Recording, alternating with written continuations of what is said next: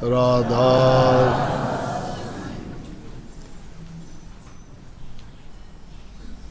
आज करवा चौथ का व्रत है।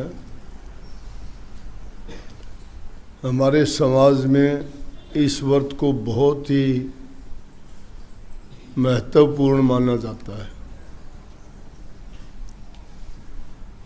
क्योंकि ये व्रत माताएं विशेष रूप से अपनी पति की दीर्घायु, तंदुरुस्ती, खुशी और हर प्रकार से उनके अच्छे जीवन की कामना करने के लिए इस व्रत को रखती है। तो इस दिन की बहुत बहुत आपको माताओं बहनों को मुबारक।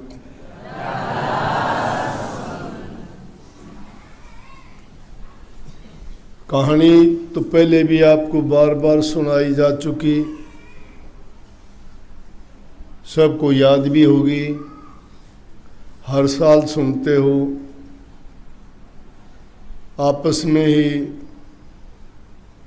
इस व्रत का महत्व बताते हुए कि ये व्रत क्यों किया जाता है, क्या फ़ायदा है और सुहागन माताएं हैं उनको क्यों करना चाहिए। कुंवारी लड़की नहीं करती इसके, क्योंकि शादी के बाद ही पति होता है और उसके लिए वो व्रत रखती है।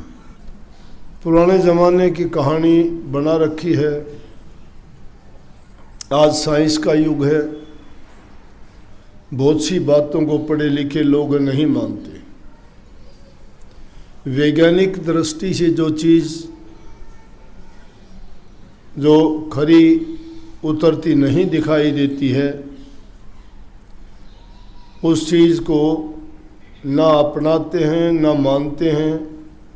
और अगर कोई ऐसी बातें होती हैं तो उसके बारे में वो कितने ही सवाल पूछते हैं कि ऐसा क्यों, इससे क्या होता है, कभी देखा है क्या, हमने तो कभी देखा नहीं, ये तो आडंबर है, पाखंड है, परपंच है, कुछ का कुछ कहते हैं।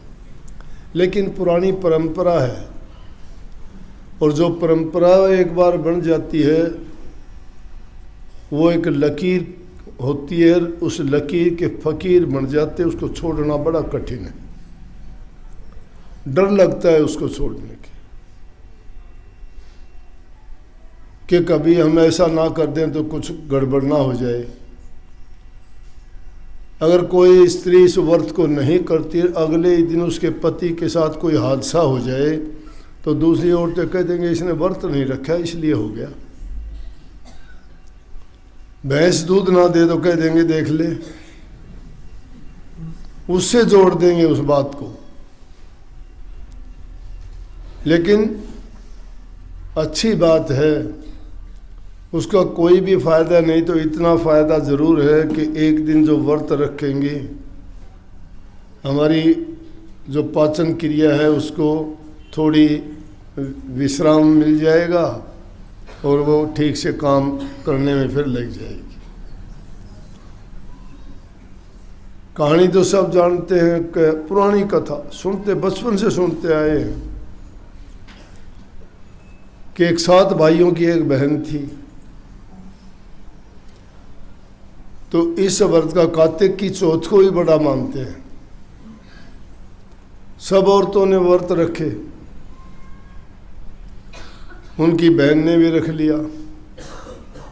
अब 7 भाइयों में एक बहन होने के कारण बहुत प्यारी थी, सब बड़े उससे प्यार करते थे।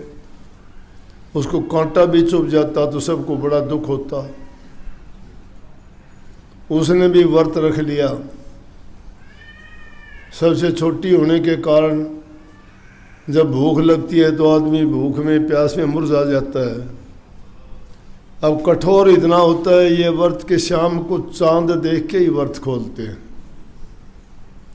उससे पहले खाना पीना कुछ नहीं होता। उसके भाइयों ने सोचा कि इसने भी व्रत रख लिया, चांद तो बड़ा लेट निकलेगा, तो उन्होंने क्या कर दिया उसके लिए कि दूर जाके कहने लगे तो भूखी मर जाएगी, इससे पहले इसको धोखे से चांद दिखा के खाना खिला दें। उन्होंने एक छलनी लेके आग जला के और उसमें दिखा दिया दूर से कि वो देख चांद निकल आया। उसने व्रत तोड़ दिया, खाना खा लिया। तो अपशगुन मानते हैं। जब खाना खाने लगे तो अपनी भाभीयों से भी कहने लगी कि आप भी अपना व्रत खोल लो, चांद हो गया। वो कहने लगी तेरा चांद उदय हुआ होगा, हमारा नहीं हुआ। इससे उसको वहम तो हो ही गया कि मेरा और इनका अलग कैसे हो गया, चंद्रमा तो एक ही है। बोले हमारा नहीं हुआ है, हम तो जब चंद्रमा उदय हुआ तभी खोल लेंगे। जब वो खाना खाने लगी तो एक गिलास लिया तो कहते बाढ़ आ गया उसमें। बाढ़ आना खाने में बहुत बुरा है। दूसरा गिलास उसने लिया तो उसमें मक्खी आ गई, कुछ आ गई। उसने सोच लिया गड़बड़ है कुछ ना कुछ। फिर उसकी माँ ने उसको कपड़े जो पहनने के लिए दिए तो शुरू में निकाला तो कोई काला कपड़ा निकला। अब काला कपड़ा अच्छा नहीं होता। दोबारा निकला तो सफ़ेद उसका कोई सूट जो पहनती थी वो निकला। सफ़ेद भी मानते हैं कि विधवाई पहनती है। काला भी इतना अच्छा नहीं होता। पुराने ज़माने में सज़ा देते थे तो कहते थे कि काले कपड़े दे के काग उड़ानी कर दी, सज़ा के रूप में बात थी। इन बातों का महत्व था और वो बात आज तक चली आती है यूँ की तो। क्योंकि व्रत का दिन सब देखो नए नए सूट पहन के आई, अच्छे से अच्छे पहन के आई, अच्छी चूड़ी पहनना, श्रृंगार करना, अच्छे वस्त्र पहनना, व्रत के नाम के लिए ऐसा करते हैं। फिर उसने सूट निकाला और दिया उसको, लेकिन उसी टाइम कह दिया कोई संदेशा आ गया कि तेरे को तो घर बुला, तेरा पति गुजर गया। वो वहाँ से चली तो उसकी माँ ने उसको एक सोने का सिक्का दे दिया कि बेटी ये सिक्का उसको देना जो तुम्हें बहुत अच्छा आशीर्वाद दे, प्यार से बोले। चल दी, रास्ते पे गई और बोली कि जो बात वास्तविक है वो है कि तुम मालिक के नाम को जपते हुए जाना, एक पल के लिए भी नहीं भूलना। इसीलिए संतों ने भी कही है कि पल पल में, हर सांस में, कबीर साहब ने भी यही कही कि इस सांस का बहुत मूल्य है। सांस सांस में नाम सुमर, खाली सांस न जाए। खाली सांस एक भी नहीं जाना चाहिए। एक एक सांस की लाख लाख रुपए के मोल बताया है। सुन रे अनजान तेरा होत मोल नुकसान, छोड़ निज ज्ञान कहाँ फिक्र करे ज्ञान की। बड़े बड़े छत्रधारी तेजवंत रूप भारी, गए छोड़ छोड़ हाथी घोड़े रथ पाल की। 4 दिन का जीवना विचार देख लाभवान, होएगा हैरान जब हाक पड़े काल की। कि मृत्यु का कोई टाइम नहीं है। खाली सांस ना जाने दो, पल पल में तो नाम को सुमरते हुए जाना। नाम को सुमरती हुई जाएगी, तेरे पाप कर्म कटते चले जाएंगे। ससुराल में पहुंची जिससे भी बोले सब उसको कुछ ना कुछ कहने लगे। क्या आ गई, कलंकनी आ गई, डंकनी आ गई, पति को खा गई। इस दिन किसका पति गुजरता है, ये तो बहुत ही अपशगुन है। इसको तो घर में ही नहीं घुसने देना चाहिए, इसका तो माथा ही नहीं देखना चाहिए। घर में पहुंची, कोई अच्छा नहीं बोला। आखिर में उसकी छोटी ननद थी, वो उसको अच्छी बोली। उसने उस सबके चरण छुए, उसके भी चरण छुए तो वो बोली सदा सौभाग्यवती हो। सौभाग्यवती कही, उसने जो सोने का सिक्का था निकाल के उसको दे दिया। अब पति तो उसका गुजरा हुआ था। बोली कि अब इसको मैं दाग तो देने नहीं दूंगी, मैं जो है माता चौथ का व्रत करूंगी और उससे माफ़ी मांगूंगी, उससे वरदान मांगूंगी और मैं अपने व्रत को पूरा करूंगी। जब तक मुझे वो नहीं बख्शेंगी मेरे गुनाह को, तब तक मैं अपने पति को हाथ भी नहीं लगाने दूंगी। घर वालों ने घर से निकाल दिया। ये तो और उल्टा काम करती है, पति को लेके एक शहर से या गांव से, बस्ती से बाहर एक झोंपड़ा दे दिया। वहीं उसको कहते हैं रूखी सूखी रोटी पकड़ा देते थे, उसमें वो खाती नहीं खाती अलग बात थी, लेकिन वो व्रत रखती रही।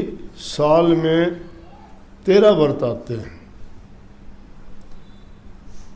लेकिन सबसे महत्वपूर्ण करवा चौथ का व्रत माना जाता है।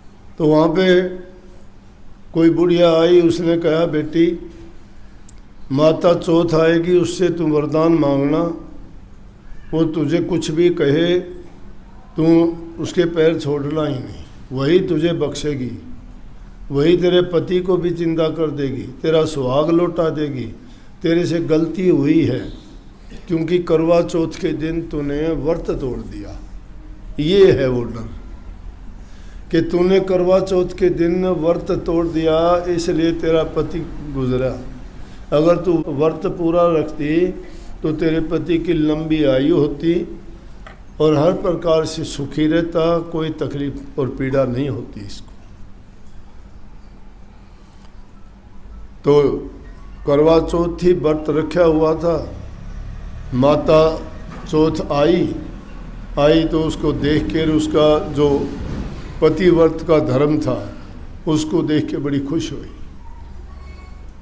उसने उससे गलती मांगी, माफ़ी मांगी, तो उसने उसको सारी चीज़ें बख्श दी। उसका पति भी जिंदा कर दिया, वो झोंपड़े की जगह उसका महल खड़ा कर दिया, हर प्रकार से उसको धन धान्य से इतना वो बना दिया कि जब उन्होंने घर वालों ने उस दिन वो आके देखा तो झोपड़े की जगह तो बहुत अच्छा महल खड़ा हुआ है, पति उसका जिंदा हो गया। तो सब ने कहा धन्य है भाई, धन्य है। तो ये तो कथा प्रचलित है, तुमने कथा सुन ली सब ने। व्रत अपना खोलना हो जब खोल लियो। तो अब वो छालनी में से उसका अपने पति का चेहरा देखने वाला रिवाज अब भी नहीं छूटा है। उसमें देखने से क्या होता है, पति तुम्हारे घर में रोजाना रहता है, एक छालनी में क्या चेहरा देखते हो। पति परमेश्वर होता है, तुम्हें हर प्रकार से वो सुरक्षा देता है, तुम्हारे खाने पीने का, ओढ़ने पहनने का इंतज़ाम करता है, और यूँ समझो कि परिवार रूपी गाड़ी को चलाने के लिए तुम्हें वो हर प्रकार से संपन्न करता है, सारी जिम्मेवारी तुम्हारे ऊपर छोड़ता है, खुद बाहर निकलता है, कमा के लाता है, दुख कष्ट पाता है, इसलिए कि मेरी पत्नी सुखी रहे, मेरे बच्चे सुखी रहे, उनको कष्ट ना हो। तो पत्नी का भी धर्म बनता है कि सुबह रोज़ाना उठते ही बिना छलनी के ये चेहरा देख के रोज़ाना बंदगी किया करो, प्यार से बोला करो। वो एक सच्ची भक्ति में ही गुजरेगा आपका। भक्ति भी यही है, कोई अलग चीज़ नहीं है। किसी एक को ध्याना, एक को मन से लगाना। कितने ही ऐसी अपने देश में पतिव्रताएं माताएं हुई हैं जिन्होंने कोई भक्ति नहीं की, बल्कि पतिव्रत धर्म के कारण मुर्दा पतियों को भी जिंदा करा दिया। जिस प्रकार से इस चौथ के बारे में जिक्र है, सती सावित्री का भी इसी प्रकार से है। पत्नी अगर अपने पर्ण पे रहे, सत्यव्रत का पालन करे, पतिव्रत धर्म ये होता है कि स्त्री की नज़र में दूसरा मनुष्य के साथ में नाता उसका भाई का, पिता का, पुत्र का होना चाहिए, चौथा नाता नहीं होना चाहिए कोई। और जो सच्चे मन से अपने पति को ही सब कुछ मानती है, उसके लिए सब कुछ उसका पति ही हो जाता है। पति परमात्मा है। जो चाहोगे पतिव्रत का धर्म करने वाली सब कुछ कर सकती है। सावित्री के बारे में आपने सुने होगी कि ऐसी कहानी और ऐसा किस्सा दुनिया में कोई है ही नहीं। पतिव्रत धर्म के कारण माता अनुसुईया ने ब्रह्मा विष्णु महेश को भी 6 महीने के करके पालने में डाल दिया था।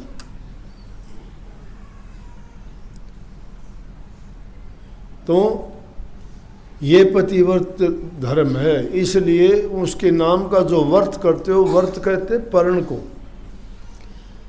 ऐसा पर्ण करो कि जिससे तुम पति की किसी बात से भी नाराज ना हो, लेकिन पति भी पति होना चाहिए। शराबी कबाबी जो बर्बादी के रास्ते पर चलता है, इन माताओं को बहनों को के साथ बर्ताव बुरा करता है, ज़बान उनकी अच्छी नहीं है, गंदी मंदी बात बोलते हैं, यहाँ तक कि मारते पीटते हैं, घर से निकाल देते हैं और बर्बाद खुद हो जाते हैं और उसको भी बेघर कर देते हैं। क्यों? कि उनकी गलत आदतों के कारण कोई नशा करता है, कोई जुआ खेलता है, कोई मांस मछली खाता है। तो ऐसा काम करने वाला एक राक्षस बुद्धि का इंसान हो जाता है। ना उसका कोई धर्म है, ना उसका शुभ कर्म है।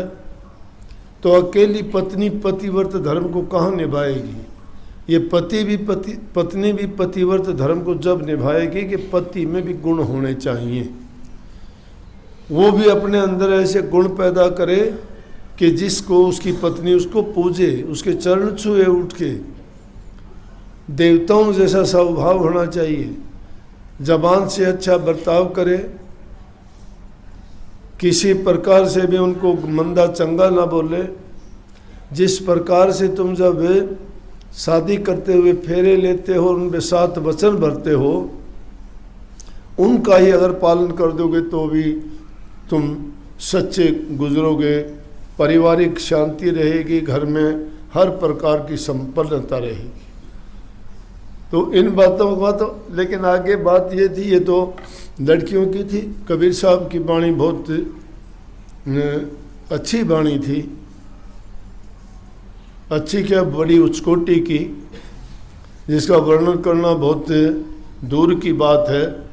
लेकिन मुख्य करके अगर बात कही जाए तो चदरिया झीनी रे झीनी सतगुरु ने रंग दीनी। ये झीनी झीनी का मतलब बहुत ही महीन है, वो बहुत ही सूक्ष्म है, और उसको बनाने में कितने 9-10 मास लगे उसको बनाने में। सामान क्या लगे, 5 तत्व 3 का बनाया वो। जब वो गर्भ से बाहर आई तो उसके अंदर जो भी उस पर हमने इसे दुनिया में माया के काल के पर्दे चढ़ने के कारण जो जो कुछ हुआ, वो कबीर साहब ने वर्णन किया। लेकिन उन्होंने ये कहा कि इस दुनिया में आके अगर उसको तुम जैसी लेके आए थे वैसी ही रखना चाहते हो तो अपने नेक कर्म करो, अच्छे काम करो, और बुरे कर्मों से बच के इसको पाक और साफ बनाओ। किसी गुरु महापुरुष की शरण में जाओ, उनसे ज्ञान लो, और अगर कोई तुम्हें ये नज़र आता है कि मेरे से गलतियां हुई हैं, उन गलतियों का निराकरण करो, अच्छे मार्ग पर चलते हुए। जैसे उन्होंने नाम लिया मीरा का, कबीर साहब का, और आखिर में कबीर साहब कहते हैं कि कबीर साहब ने जो ये चदरिया ली थी, इन्होंने वैसी की वैसी रख दी नहीं। क्योंकि जब ये घर से आई तो बड़ी पाक थी, पवित्र थी, साफ थी। कर्म नहीं था इस पर, कर्म के पर्दे इस माया देश में चढ़े उस पर। कर्म करने के कारण उसके कितने रंग बदल गए, लेकिन वास्तविक रंग तो उसका क्या था? लाल रंग। लाल रंग क्यों कहा गया? कि खुशी होने से आदमी के चेहरे का रंग भी लाल हो जाता है। कबीर साहब ने जगह जगह उसे लाल रंग का वर्णन इसीलिए कहा कि लाली मेरे लाल की जित देखो तित लाल, लाली देखण मैं गई तो मैं भी हो गई लाल। वो लाली क्या है? लाली उस ज़हूर का नाम है, परमात्मा के दीदार का। उसके बारे में कहा गया है कि उस लाली को देखने के लिए जो भी कोई जाता है और जब उसको देखता है तो देखने वाला भी लाल हो जाता है, उसे ज्ञान में रच पच जाता है और वो भी वैसा ही पाक और पवित्र हो जाता है। सबको बहुत बहुत आशीर्वाद।